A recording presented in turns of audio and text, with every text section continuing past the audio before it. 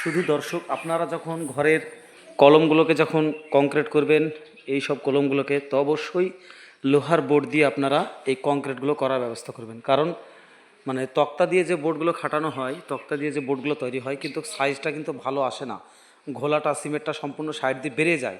তাই আমি প্রত্যেকজনকে বলবো, যারা এই সময় ঘর বাড়ি করছো বা করবে, অবশ্যই তোমরা এই কলমের বোর্ডগুলো খাটাবে, লোহার বোর্ড দিয়ে ঢালাইগুলো করার চেষ্টা করবে, তাহলে সব থেকে ভালো হবে। আর তক্তা দিয়ে কখনো কলম ঢালাই করার চেষ্টা করবেন না, কারণ তক্তা কখনো কখনো মাঝে মাঝে ফেসে যায়। মানে যখন ভাইভেটারটা যখন করবে আপনার কলমের ভিতরে, তখন কি হবে, মানে তক্তাটা বেরিয়ে যাওয়ার চান্স থাকে, তখন কলমটা কিন্তু সোজা অতটা হয় না। তাই লোহার বোর্ড দিয়ে অবশ্যই মানে কংক্রিটগুলো করার ব্যবস্থা করবেন, পিলারগুলো করবেন, তাহলে সেই পিলার আপনার সোজা হবে এবং ভালো হবে, মজবুত হবে। আর অবশ্যই যখন আপনি পিলারটা যখন ঢালাই হয়ে যাবে, অবশ্যই আপনারা পিলারটাকে ছেনে হাতে দিয়ে সুন্দর করে চিপিং করে দেবেন, তাহলে আপনার প্লাস্টার এবং গাঁথনি এবং সুন্দর হবে আপনার। সবাই কথাটা যদি ভালো লাগে, ভিডিওটা যদি ভালো লাগে, প্লিজ আমার চ্যানেলটিকে একটু সাবস্ক্রাইব করে দাও বন্ধুরা, প্লিজ।